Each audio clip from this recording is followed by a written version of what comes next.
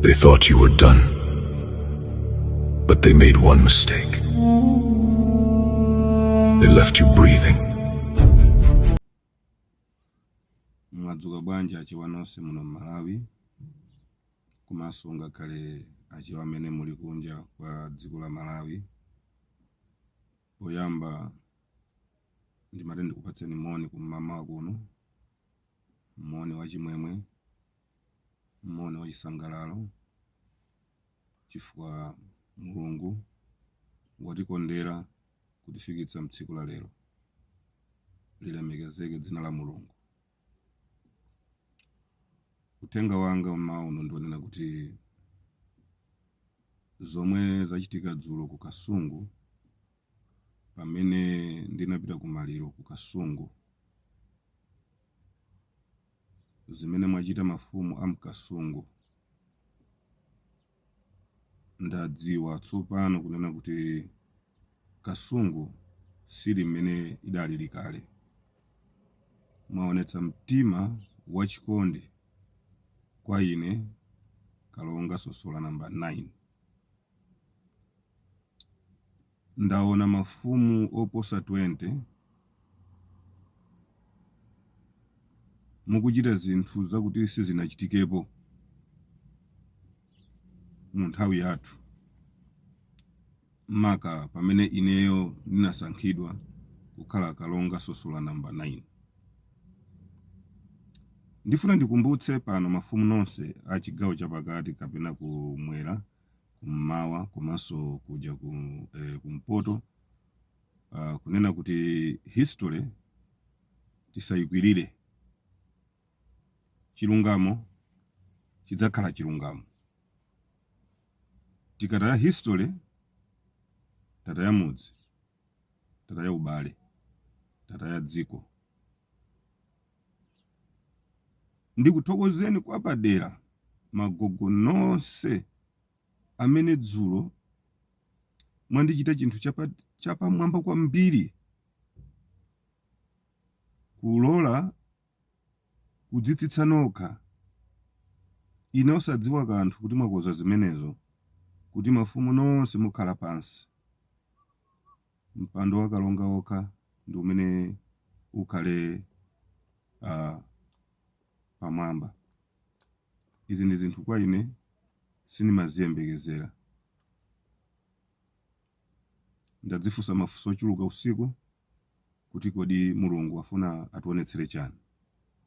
Koma ndikupeza tsopano nena kuti imafika nthawi imene anthu amafuna kuwala, komanso amafuna choonadi. Ine ndigwira ntchito ndi fumu iliyonse imene ikutsatira ine, komanso imene idzitsitse yokha kuti tiyeni tiziyendera limodzi. Sindine munthu wovuta pang'ono, koma mwina munthuyo angadzipangitse kuti kukhala kuti asosola ndi wovuta.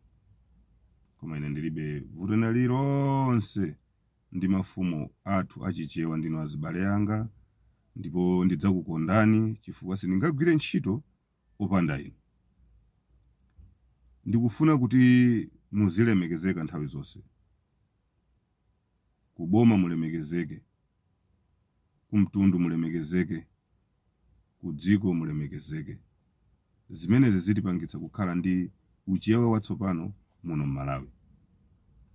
Nkhani izi ndi zazikulu kwambiri zakusintha kwa zinthu, koma anthu achivomereze kuti nyengo yakwana yakuti kuno ku Malawi tikonze zinthu zimene zaonongeka. Pomaliza, ndi mmene zinthu zilili, ndanenetsa ndithu kuti palibe zosonkha, ndipo palibe mfumu imene iyambitse nkhani zimenezozo. Ayi, zosonkha palibe. Ndikutanthauza kuti usonkhetsa ndalama kaya chani kumapititsa ku Zambia, zimenezozo ayi. Ndipo mafumu mundimvetsetse, musapange zimenezo, chifukwa pamawa mudzanena kuti asosola ndi munthu woyipa. Cholinga changa si chimenecho. Gawaundi ndi m'bale wathu, kapena kuti ndi m'bale wanga. Anthu amene amuzungulira Gawaundi ndi amene akumulakwitsa. ndipo anthu akewo amachoka kuno ku Malawi ndi kumapita ku Zambia ndi kukaononga uchewa. Mtundu wa chichewa paokha ndi mtundu waukulu kwambiri mdziko muno, ndipo mafumu amene ali kuno ku Malawi ndi ambiri tuthamangira 200, pamene ku Zambia mafumu ndi 38. Enawonso ambiri kumene koko ni magrupu okhaokha anapanga kukhala mati kulibe anthu ochuluka. Ndiye ife anthu amene tili 200 chakuti tikapezeka kuti tikuthamangira dziko lina.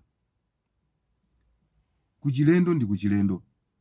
Ku Zambia ngakhale mutachita kuti bwanji koma ndinu alendo basi. Ndikuwuzeni chinthu ichi, tisafufute history imene makolo athu analisira. Ngati tikhala ndi mwambo kuno ku Malawi watu ana athu adzakumbukira mpaka kalekale. Kuti ndi mmene zililimu, mungapite ku Zambia ngati kuli nkhondo ndikapanga mwambo wakulamba. Kodi gawaundi kuno ku Malawi wathandizapo chani mdziko lino kuti mtundu wathu wachichewa ulandire kuwala? Chikhalidwe chatayika, chikondi palibe, maufumu adalowa ndale, maufumu aphwasuka, milandu ili mbwe ku makhoti. Ndiye ifeyo ngati sitikudzuka, mtundu wa ku Malawi ngati sitikudzuka pa choonadi, ndiye kuti ufumu uli chabe kwa ife. Ino ndi nthawi yofuna kumanganso Malawi watsopano, ndi kumanganso uchewa watsopano. Taona ni nkhani yokhudzana ndi agriculture, ulimiwu ukufoka chifukwa chonena kuti mtsogoleri wa mtundu azilimbikitsa mtundu wake kulima. Mtsogoleri wa mtundu azipita kuboma ni mawu achilimbikitso kuti tithandizeni tufuna zakuti. Ngakhale mu offices zimu ndi mtsogoleri wa mtundu amene amayenda ndi kuwauza kuti bwana tipatse kuni uyu mwana uyu adaphunzira uyuso ndi uyu ndi waphunzira uyu, mponyere kuni ku embassy, mponyere kuni ndi mtsogoleri wa mtundu amapanga zimenezo. Gawo ndisangabwere kunoko kudzauza president wa dziko lino kuti president musankhe wakuti chifukwa zakuno ku Malawi tikuzidziwa toka.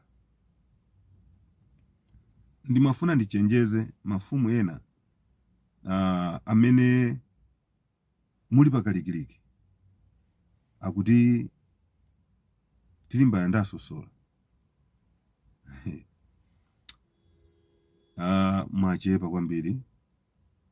Chimene muchite inu ingobwerani ndilondoleni.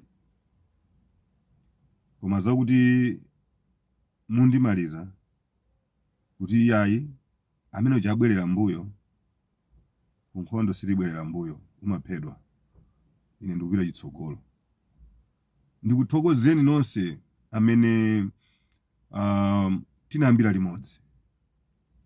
Kuchewa kulibe oyamba kale, kulibe oyamba chatsopano. Tonsefe ndife achewa. Timange uchewa wathu, tikhululukirane ngati tinalakwirana wina ndi mnzake. Chifukwa tikapanga choncho tidzakhala achewa osunga mwambo komanso okondana pakati pa wina ndi mnzake. Tisasungirane manga wena aliwonse. Ndifake ndimanena kuti onse amene akutsutsana nane chinthu chindi chachikulu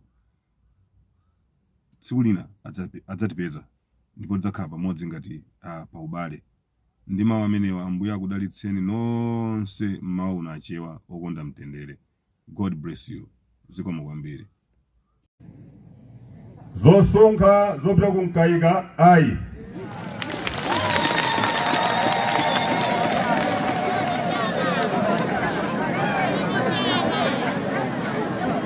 Palibe ineyo mwandiona ineyo pa ukalonga ndi ukwanira. Zosonkhazo sizoona kumawaloka tsija kuvutitsa wanthu ambirimbiri sonkhani koma iwo anthu osapitako.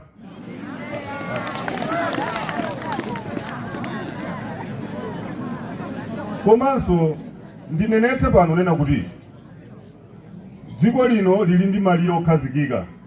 Mwana wake wa Yakobo anatembereredwa chifukwa chotumpha malire. Ndi chifukwa chake muno mkasungu mafumu ambiri sayendera limodzi chifukwa cha nkhani yakumkaika. Ine ndimadziwa zimenezo. tele ndaletsamu mwina yena nkuteka kuti ndi mwana amene ndikuwuzeni ine si mwana, ineyo si mwana. Mfumu imene iyambe kusonkha zako mkaika ndipatsa 27 years imene adatenga achefu ndi mafumu amenewo akhala kupititsa kumkaika atenge mabuku amenewo tikakumana ku khoti. Basi ndati zaka 27 zimene akugwiritsa ntchito nkhani ya gawaundi muno m'Malawi atenge mabuku a mfumuwo.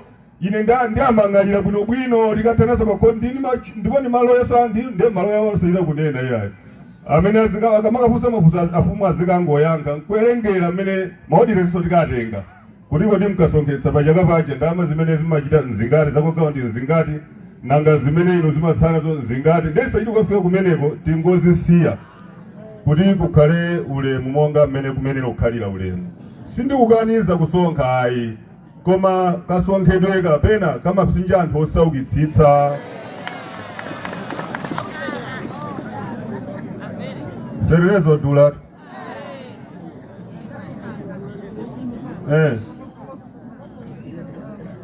Pomaliza pepani mwandira mkwitsa zinthu zambiri. Ndimati nene kuti kuyambira pano dzulo tinali ndi mafumu wonse sentori